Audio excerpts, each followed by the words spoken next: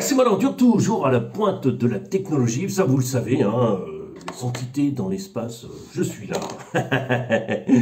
Imperturbable dans ce monde de plaisir, d'amour et de joie de vivre. Voilà, je viens vous casser les pieds, aujourd'hui vous casser les pieds encore avec la Tamiya, non, je ne veux plus vous casser les pieds beaucoup. Je vais vous donner un peu mon avis sur la TT02 et vous donner mon setting sur la TT02 et comment pallier au plus gros problème de la TT02. Voilà. Parce que le plus gros problème, il y en a quand même. Voilà. C'est pas non plus si simple. On va commencer par les plus gros problèmes. Alors, mon setting il est tout simple, hein, c'est 4000 kV Rubotronic. Razer, je sais pas quoi là, Rubitronic, le combo complet, donc il est vraiment pas cher et il est très bien. Après, on va regarder le setting que j'ai fait et je vais vous montrer comment le régler avec une carte de prog Hobby-Wing, c'est celui du 1080, je crois, oui, j'ai marqué dessus parce que j'en ai plusieurs. Et alors, par contre, ce qui est marqué va être un poil différent là en dessous parce qu'on a 15 réglages et là, on n'en a que 5 sur ce Vario. C'est pas très compliqué, la carte de prog marche, c'est juste qu'il faut savoir ce qu'on règle. Voilà, donc ça on verra après. Donc qu'est-ce qu'on peut dire? C'est que moi je suis très content de cette voiture, je n'ai pratiquement jamais rien cassé, j'ai juste cassé ici un truc, et encore c'est mon fils qui pilotait. C'est sa faute. Non, ça coûte pas très cher, ce qu'il faut c'est mettre les roulements, on est d'accord, ça c'est la base à mettre, donc il faut compter, je sais plus combien ça coûte. Faut compter, ouais, complet les roulements, ça va coûter. Alors vous n'êtes pas obligé d'acheter des roulements Tamiya, c'est pas obligé, moi je les ai achetés chez un spécialiste roulement, quoi, tout simplement. Et j'ai des roulements qui viennent du Japon, d'après ce que j'ai compris, et c'est de très bonne qualité, j'ai aucun problème avec ça, quoi. Et ça m'a revenu à, allez, vingtaine d'euros, et encore, je crois que c'était à peu près dans les 30 euros pour les deux voitures, voilà, pour être plus simple. Après, il faut faire des recherches, quelles sont les tailles nécessaires, parce qu'il y a 3 tailles différentes, il me semble. Alors, ça fait longtemps, hein, je ne sais plus. Mais ça, faut le faire, ça faut le faire, les roulements, c'est clair. Et voilà, donc ça, c'est la base à faire. Bon, ça, je ne vais pas me répéter dessus. Le reste, je dirais pas forcément, quoi. Je dirais pas forcément. Voilà, c'est pas obligatoire, voilà. Après, moi, mon idée, elle est simple, hein, c'est d'utiliser plutôt la loi physique que la loi de l'option. Alors, même avec, vous avez vu l'essai, je roule à peu près dans les 60 km/h, enfin, j'ai fait l'essai avec la Carten, c'était 60 km/h en fond, le Razer. Je ne sais pas si le rapport de transmission est le même, mais je suis à peu près pareil. J'ai toujours le cardan d'origine, je trouve ça très bien ce que je dis dans la vidéo parce que il a une petite souplesse latérale qui est quand même une absorption du choc. Ça peut aider un peu le moteur.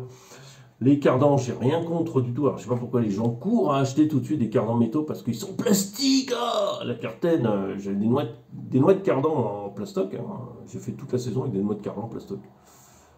Ils sont même pas complètement usés. Ce que j'ai usé avant, c'est le diff, hein, c'est pas la noix de carbone. J'ai bousillé de diff, et puis après, voilà. Donc la Carten, il faut que je la mette en route, la T410, mais bon, c'est compliqué. Voilà, j'ai les pièces, mais c'est compliqué, c'est chiant. Voilà. Là, non, j'ai rien fait. Non, de ce côté-là, les cardans sont énormes, sont un petit peu souples. Alors, c'est très bien, parce que ça absorbe une partie des chocs qu'on peut recevoir. Ils sont surdimensionnés, c'est parce que du A8, je vois pas pourquoi ils touchaient, quoi. Je vois pas. Franchement, je vois même pas l'intérêt.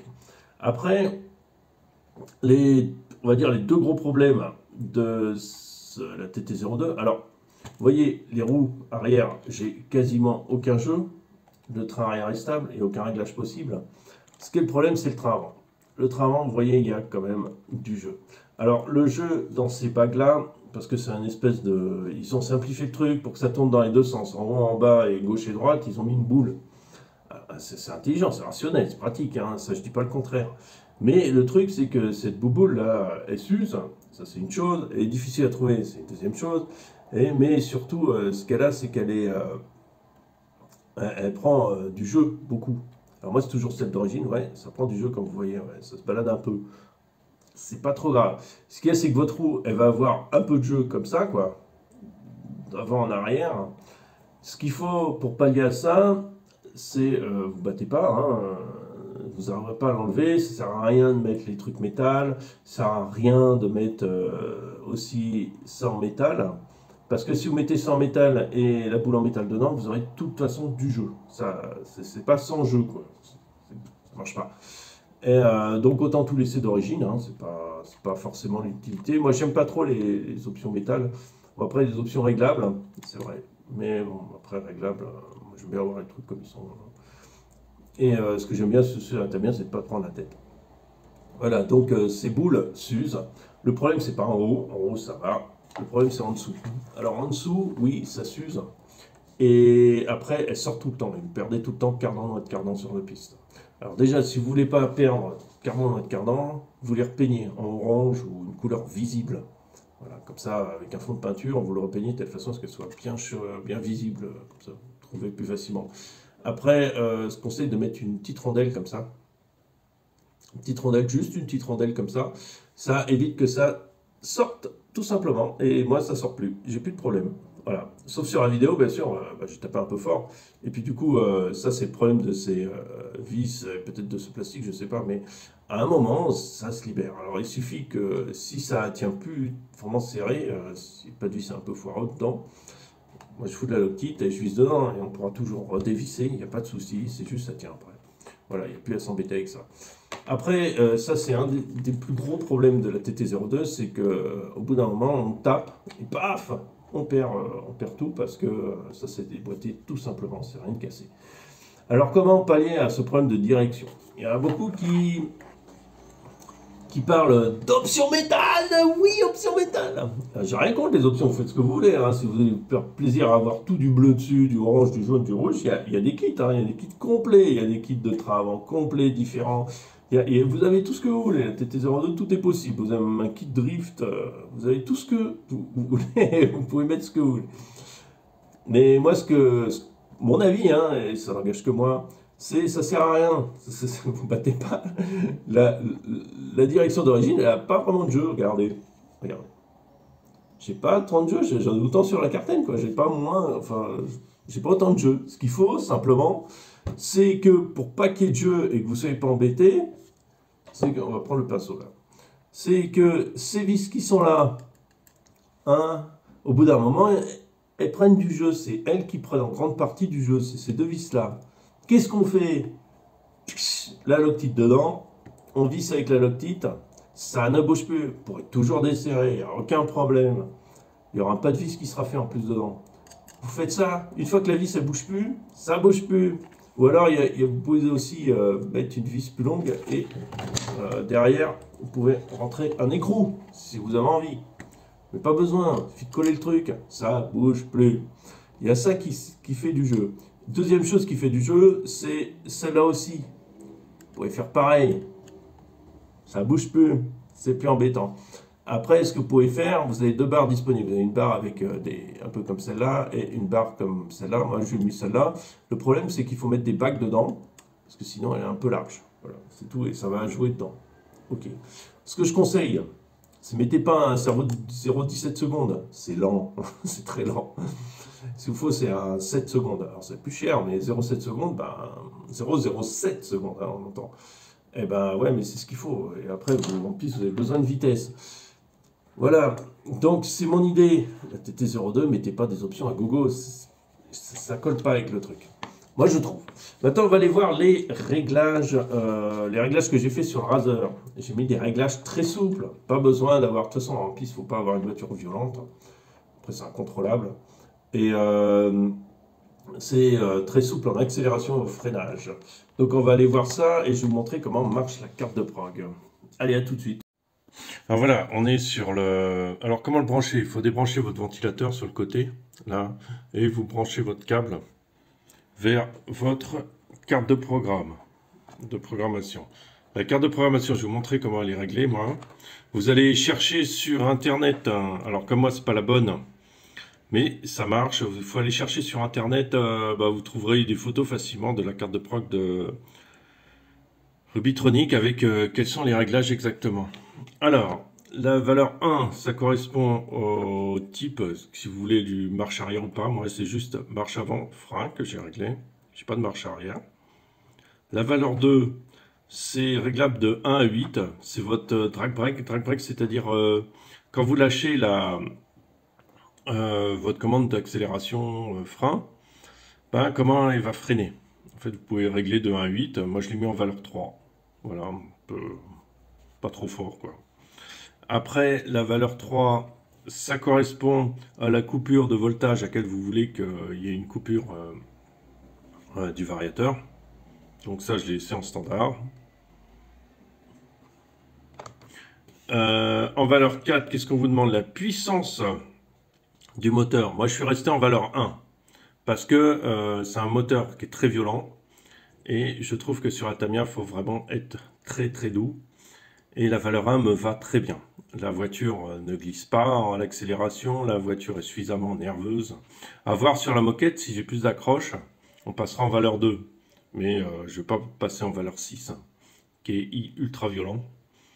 Je préfère avoir une voiture souple. Et d'ailleurs, en piste, on a besoin de souplesse, pas d'avoir un truc super agressif. Enfin, on n'est pas Starkey Hutch, quoi.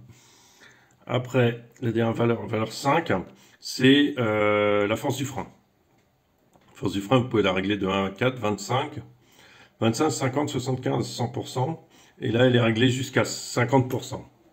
C'est pareil, je ne veux pas tirer sur la transmission.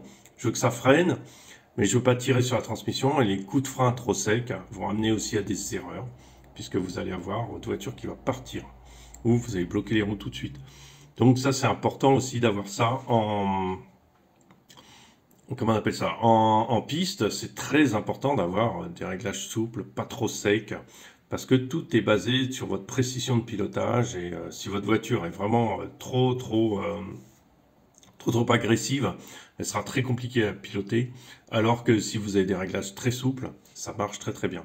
Voilà les valeurs que j'ai mis, ça marche avec la carte B-Wing. Je ne peux pas vous donner plus d'infos. Voilà, je vous ai tout dit sur ma voiture. Si aussi un truc, c'est que j'ai mis... voilà, c'est les amortisseurs à friction, c'est-à-dire que pour pas mettre les amortisseurs hydrauliques, peut-être un jour je les mettrai, j'en sais rien. J'ai juste mis sur la partie qui glisse à l'intérieur de ça, j'ai juste mis du scotch pour augmenter le diamètre et pour faire que il y a un frottement. Ça me ralentit un peu les ressorts. Ça me donne la voiture qui rebondit moins. Donc j'ai les roues qui collent un peu plus au sol. Autre chose aussi qui est importante, c'est vos pneus. Alors moi, j'achète pas du tout les pneus Tamiya, ni les pneus Karten, ni rien du tout.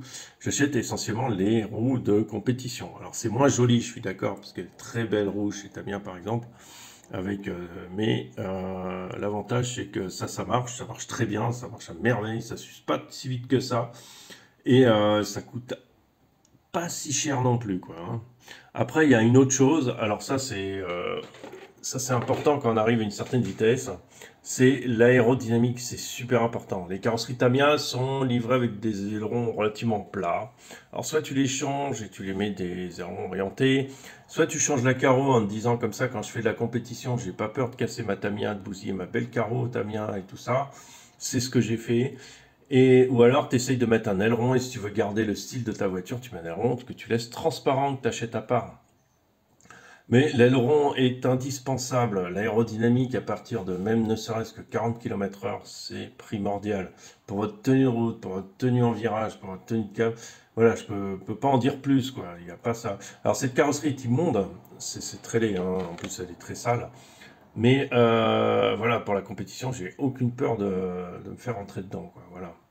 C'est tout ce que je voulais dire. Voilà, donc ma TT02, vous savez tout, vous avez tous les détails, je ne peux pas vous en donner plus. Ce qu'il y a, comme d'habitude, fidèle à la logique de la chaîne, on ne met pas d'options, on résout les solutions avec le minimum d'options possible.